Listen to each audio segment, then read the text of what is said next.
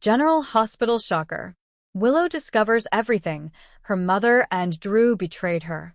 It began as an ordinary afternoon in Port Charles, but something in the air told Willow Tate that her world was about to change again. Ever since regaining her strength following her medical crisis, she had worked hard to rebuild a peaceful life with Michael, Wiley, and Amelia. But behind the scenes, secrets were unraveling, and her mother, Nina Reeves, was at the center of it all. Again. Willow noticed tension between Michael and Drew Kane growing by the day. Quiet conversations were cut short the moment she entered a room. Her instincts sharpened when she overheard Drew whisper to Michael at the Metro court, "If Willow finds out about what we did, we're done." What had they done? Unable to ignore her gut, Willow turned to a surprising source: Carly Spencer. Though their relationship had been rocky, Willow trusted Carly's ability to see through lies. Carly hesitated at first, reluctant to drag Willow into a storm that could tear everything apart. But Willow's desperation broke her. "Ask Drew about Nixon Falls," Carly finally said. "And ask your mother about the SEC leaks." That night, Willow confronted Drew. He tried to downplay it, but eventually confessed that he had helped cover up some of Nina's financial crimes in exchange for business leverage and to protect her reputation. She was stunned. It was not just about Drew's business schemes, but about her own mother's betrayal. The next morning, Willow demanded a meeting with Nina. Calm but resolute, she asked one question: "Did you turn Carly and Drew into the SEC?" Nina's silence confirmed everything. Her face crumpled with guilt. "I didn't know it would go this far," she whispered. "I only wanted Carly to hurt a little. She destroyed my chance with you." Willow's heart shattered. "So you risked everything again because you couldn't control your hate?" Nina tried to explain how Sonny's amnesia, Carly's interference, and Willow's initial rejection had all twisted her emotions. But it was too late. Willow felt betrayed, manipulated, and used. Her mother's crimes weren't just financial. They were deeply personal. The betrayal didn't end there. Willow soon discovered that Michael had known for months. He had learned Nina was behind the SEC tip-off and had made a deal with her. In exchange for staying silent, he would ensure she had limited contact with the kids but wouldn't push for prison time. Willow couldn't believe it. "You negotiated with her?" "Behind my back." Michael tried to defend himself. "I was protecting you. You were barely out of the hospital. You didn't need more stress." But that wasn't his decision to make. Willow saw it as paternalistic, disrespectful, and a sign that her voice had been silenced yet again. But the final blow came when Diane Miller revealed something even Willow hadn't expected. Drew and Nina had worked together to sabotage a merger that would have saved General Hospital's funding for a vital children's wing, where Amelia had once received treatment. That merger was blocked due to an anonymous tip citing Drew's unethical business practices. The tip came from Nina. And Drew? He had helped cover it up, so Aurora's stock wouldn't tank.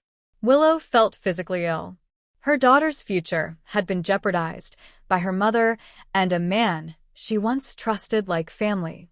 Willow stood in the GH chapel, her hands shaking. She didn't know who to pray to, or if she could even find solace. But she had to make a choice. Nina begged her for forgiveness, offering letters, gifts, even financial reparation. "I've changed, Willow.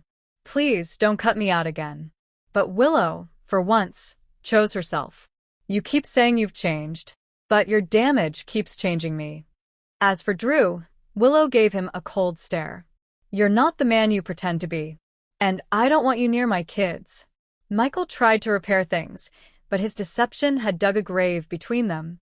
Willow asked for space. For the first time, she took the children and moved in with Brooklyn and Chase temporarily, giving herself breathing room, and Michael a wake-up call. Public sentiment turned sharply. Once word leaked about the sabotaged children's wing deal and SEC betrayal, Nina's professional world collapsed. Crimson Magazine's board ousted her. Donations to her charitable foundation dried up. Even Sonny, who had stood by her so many times before, finally took a step back. "You lied to me again," Sonny said. "You endangered Willow, our grandkids, and my family." Nina sobbed, but Sonny didn't flinch. "I don't know how to protect you anymore, or if I should. With his name in headlines and shareholders bailing, Drew saw the writing on the wall. He held an emergency press conference, admitting to manipulating the Aurora deal, calling it a mistake made in the fog of ambition. But few bought the apology. When the SEC opened an inquiry into his actions, he tried to flee town, but Sam stopped him. She reminded him of Scout, of accountability, of everything he once stood for. Drew returned and offered a plea deal, reduced charges in exchange for testifying against Nina. It was a selfish move masked in nobility, and Willow saw through it. Alone with her children in a sunlit room at Brooklyns, Willow reflected on the choices that had brought her here. She wasn't the same woman who had begged Nina for love or blindly trusted Michael and Drew. She had boundaries now. She told Michael she'd attend couples counseling, but only if he could accept that trust had to be rebuilt on her terms. She sent a cease and desist to Nina regarding any further contact with Amelia. And she wrote a public letter to General Hospital donors, condemning the actions that harmed so many children's care. The hospital received a wave of new donations. Willow's strength inspired the board to name the newly funded wing after her, the Willow Tate Pediatric Center. Weeks later, Willow returned to the Quartermain estate, not because she forgave, but because she chose to rise. She and Michael began therapy. Nina faced criminal charges, and her world grew quieter. Drew accepted community service as part of his plea and began rebuilding his life outside corporate ambition. Willow stood tall in the GH lobby, Amelia in her arms, as she addressed a crowd of donors and staff at the ribbon cutting of the new center. "I am not here because I am perfect," she said. "I'm here because I chose truth over silence, healing over hatred, and my children over the comfort of denial." The applause was thunderous.